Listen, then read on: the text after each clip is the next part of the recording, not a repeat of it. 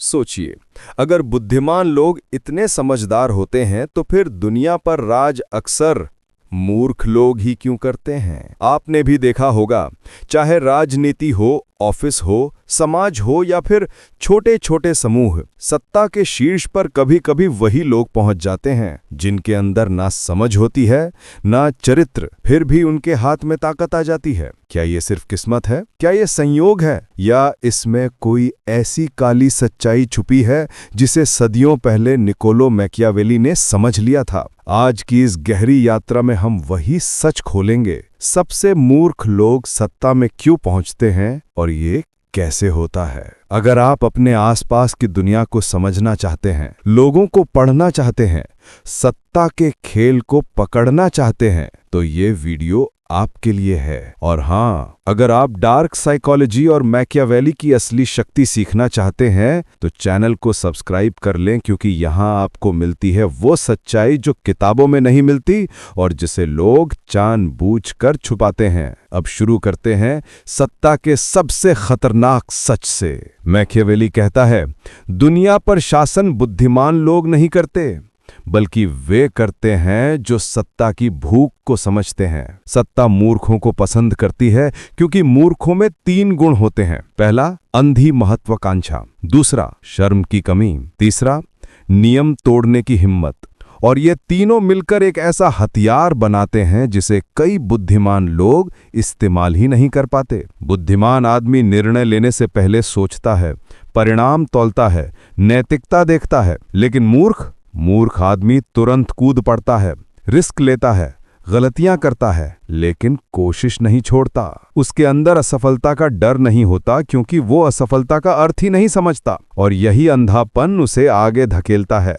दुनिया साहसी को पुरस्कृत करती है, ना कि सोचने वाले को। शांति में बुद्धिमान जीतता है, लेकिन सत्ता की लड़ाई में मूर्ख आगे निकल जाता है। मैकियावेली बताता है, सत्ता उन लोगों को पसंद करती है जो नैतिक सीमाओं से बंधे ना हों। बुद्धिमान आदमी सोचने लगता है कि ये सही है, क्या ये गलत है, लेकिन सत्ता का खेल सही गलत से नहीं चलता, वो सिर्फ प्रभाव, भय और नियंत्रण से चलता है। मूर्ख इंसान इन सब का हिसाब नहीं करता, वो बस लक्ष्य देखता है और लक्ष्य पाने के लिए जो भी सामने आए उसे धक्का दे देता है। वो दूसरों को कुचलने में हिचकता नहीं, ना शर्म, ना झिझक, ना नैतिक दुविधा। इसलिए वो तेजी से ऊपर चढ़ जाता है। अब अगला कारण, मूर्ख व्यक्ति भीड़ को पसंद आता है। क्यों? क्योंकि भीड़ को सरलता चाहिए। एक बुद्धिमान नेता गहरी बातें करता है, मुश्किल शब्द बोलता है, सोचने पर मजबूर करता है। लेकिन एक मूर्ख नेता वो वही बोलता है जो भीड़ सुनना चाहती है। सरल बातें,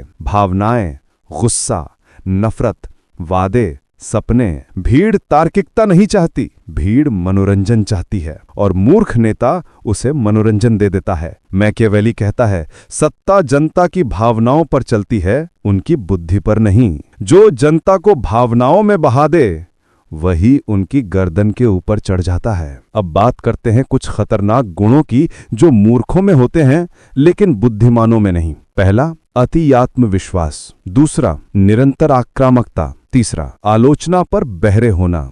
ये तीनों गुण सत्ता हासिल करने में काम आते हैं, क्योंकि सत्ता का रास्ता टकराव से गुजरता है। टकराव को सिर्फ वही झेल सकता है जिसकी चमड़ी मोटी हो। मूर्ख आदमी गाली सुनकर भी मुस्कुराता है, चोट खाकर भी फिर उठ जाता है। बुद्धिमान इतने हमले सहन नहीं कर पाता। पावर वैक्यूम्स को भरने में मूर्ख सबसे तेज हैं। जब भी कोई खाली जगह मिलती है, एक पद, एक अधिकार, एक मौका, तुरंत कूद पड़ते हैं, भले ही वे योग्य ना हो। योग्यता का मतलब बुद्धि नहीं, हिम्मत होता है, और मूर्खों में हिम्मत की कोई कमी नहीं। वो सोचते नहीं कि वो योग्य हैं या नहीं, वो बस कब्जा कर लेते हैं। और दुनिया कब्जा करने वालों की इज्जत करती है, सोचने वालों की नहीं। मैकियावेली कहता है, सत्ता उस व्यक्ति को पसंद करती है जो उसके लिए खुद को गंदा करने को तैयार हो। बुद्धिमान लोग साफ रहते हैं, मूर्ख लोग खेल के हर गंदे नियम को अपनाते हैं। झूठ बोलना, चाले चलना, दूसरों को मैनिपुलेट करना, ये सब बुद्धिमान को असहज करते हैं,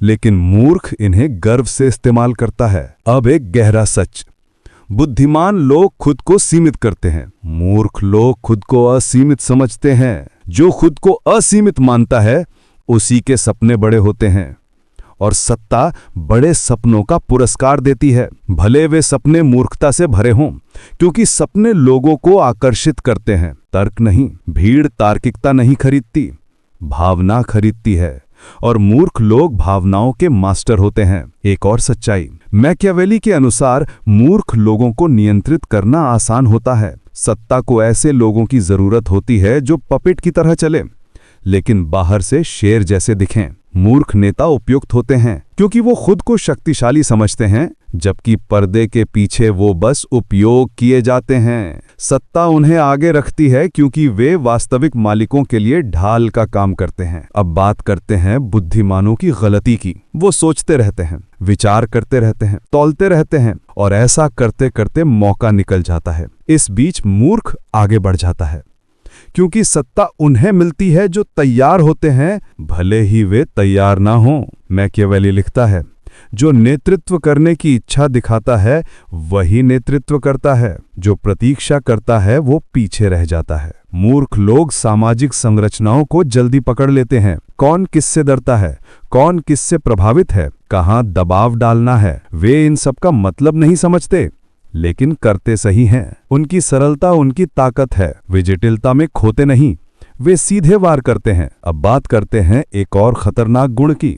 मूर्ख लोग सजा से नहीं डरते, उनके लिए परिणाम कोई गहरी बात नहीं, वे रिस्क लेते हैं, और सत्ता रिस्क लेने वालों को पुरस्कृत करती है। बुद्धिमान लोग परिणाम की चिंता करते करते मौका खो देते हैं, मूर्ख मौके को पकड़ लेते हैं और भविष्य बाद में सोचते हैं। ये रणनीति मूर्खता नहीं, सत्ता का मूल सिद्धांत है। अब सवाल, क्या इसका मतलब है कि मूर्ख होना फायदेमंद है? नहीं, मकसद मूर्ख बनना नहीं, मकसद ये समझना है कि सत्ता में कौन सी खूबियां काम करती हैं, वे खूबियां जो अक्सर मूर्खों में होती हैं। निर्भीकता, निरंकुशता, आक्रामकता, रिस्क लेने की क्षमता, शर्म की कमी।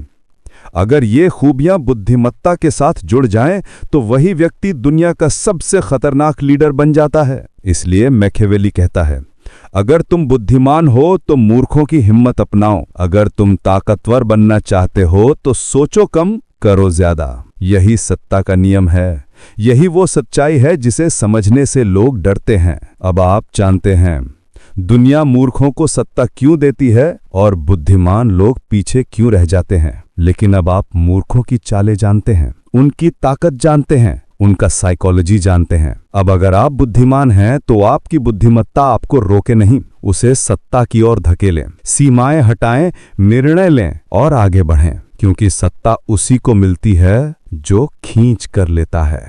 लेकिन कहानी यहीं खत्म नहीं होती। मैकियावेली ने सिर्फ ये नहीं बताया कि मूर्ख लोग सत्ता तक कैसे पहुंचते हैं, उसने ये भी बताया कि वे सत्ता में टिके कैसे रहते हैं। और यह हिस्सा कहीं ज्यादा खतरनाक है। सत्ता में पहुंचना एक युद्ध है, लेकिन सत्ता में टिके रहना ये सबसे बड़ा युद्ध है। और मूर्खों के पास एक ऐसी क्षमता होती है जो बुद्धिमानों में कम होती है, निर्ममता। बुद्धिमान लोग संबंध बचाना चाहते हैं, प्रतिष्ठा बचाना चाहते हैं, नैतिक चेहरा बचाना चाहते हैं, लेकिन मूर्ख को बस अपना सिंहासन बचाना होता है, भले उसके लिए उसे झूठ बोलना पड़े, लोग बदलने पड़े, दोस्तों को धोखा देना पड़े या दुश्मनों को डराना पड़े।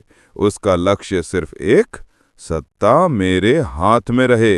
मैकियावेली लिखता है कि जो राज करने के लिए अपने चरित्र को त्याग दे वही अधिक समय तक टिकता है, क्योंकि सत्ता एक रोशनी की तरह नहीं, एक आग की तरह है, जिसे पकड़ने वाला जलता भी है और दूसरों को जलाता भी है। अब हम समझते हैं कि मूर्ख लोग सत्ता में कैसे टिकते हैं। पहला कारण, वे दूसरों को अपने से कम समझते हैं। यह अहंकार उन्हें गलत निर्णय करने पर मजबूर करता है, लेकिन यही अहंकार उन्हें डर पैदा करने में मदद भी करता है। जो व्यक्ति डर को अपना हथियार बना ले, उसका विरोध करना मुश्किल हो जाता है। और मूर्ख नेता डर फैलाने में माहिर होते हैं, क्योंकि उन्हें शर्म नहीं, नैतिकता नहीं और परिणामों की चिंता नहीं होती। दूसरा कारण, वे हर चीज को व्यक्तिगत अपमान की तरह लेते हैं। अगर कोई उनका विरोध करे तो वे उसे खत्म करने की कसम खा लेते हैं।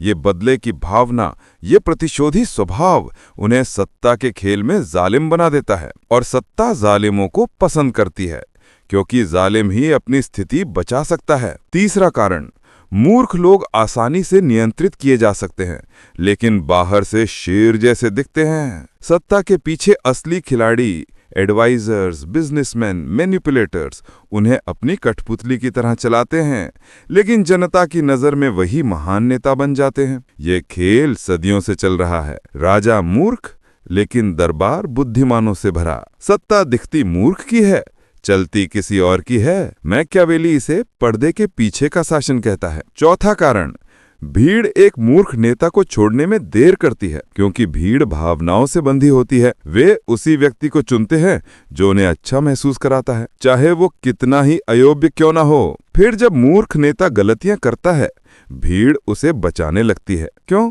क्योंकि अपनी गलती स्वीकार करना भीड़ की कमजोरी होती है। वे स्वीकार नहीं कर पाते कि उन्होंने गलत इंसान चुना था, इसलिए वे उसी को बचाने लगते हैं, और वो मूर्ख नेता सत्ता में बना रहता है। पांचवा कारण, मूर्ख लोग हर जगह अपने जैसे लोगों को नियुक्त करते हैं। आपने ये वाक्य सुना होगा, great leaders hire people smarter than them, but foolish leaders hire people weaker then them. मूर्ख कभी अपने बराबर या अपने से ज्यादा सक्षम लोगों को नहीं आने देता, क्योंकि उसे डर है कि कहीं उसकी कुर्सी न छिन जाए। इसलिए वह चारों ओर ऐसे कमजोर लोगों को भर देता है जो हाँ में हाँ मिलाते हैं, चापलूसी करते हैं और उसे कभी चुनौती नहीं देते। इस तरह उसकी सत्ता सुरक्षित रहती है। छठा कारण, वह गलती को स्वीकार नहीं करते, इसलिए उनके समर्थक भी गलती नहीं देखते। मूर्ख व्यक्ति हमेशा खुद को सही साबित कर देता है। भावना, गुस्सा, आरोप, नफरत कुछ भी इस्तेमाल करके अपनी गलतियों को किसी और पर डाल देता है।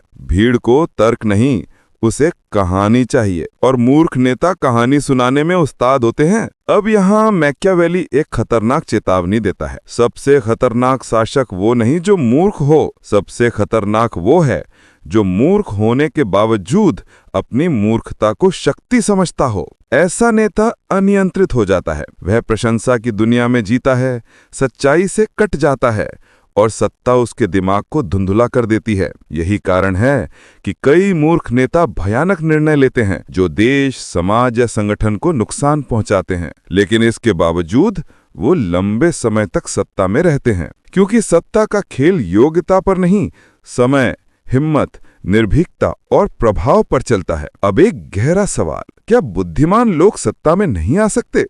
नहीं, वे आ सकते हैं, लेकिन उन्हें मूर्खों से कुछ गुण सीखने होंगे। मैकियावेली कहता है कि बुद्धिमान वही है जो मूर्खों की ताकत समझकर उसका उपयोग करे। इसका मतलब है, अगर आप बुद्धिमान हैं तो आपको 3 चीजें अपनानी होंगी: निर्भीकता, निर्णय क्षमता और सत्ता की भूख। इन तीनों के बिना बुद्धि बेकार है। बुद्धिमान व्यक्ति दुनिया को अच्छे से चला सकता है, लेकिन सत्ता पाने के लिए उसे मूर्खों वाले कुछ गुण अपनाने होंगे: आक्रामकता, साहस, अवसर पकड़ने की क्षमता और असफलता से न डरना। इन्हें अपनाए बिना उसका ज्ञान किसी लाइब्रेरी में बंद किताब जैसा रह जाएगा, कीमती लेकिन बेकार। अब समझिए मैकियावेली ये क्यों कहता है कि मूर्ख लोग सत्ता में पहुंचते हैं। क्योंकि सत्ता बुद्धि से नहीं, व्यवहार से मिलती है। मूर्खों का व्यवहार सत्ता के अनुकूल होता है, तेज, साहसी, निर्दयी और भावनात्मक। बुद्धिमानों का व्यवहार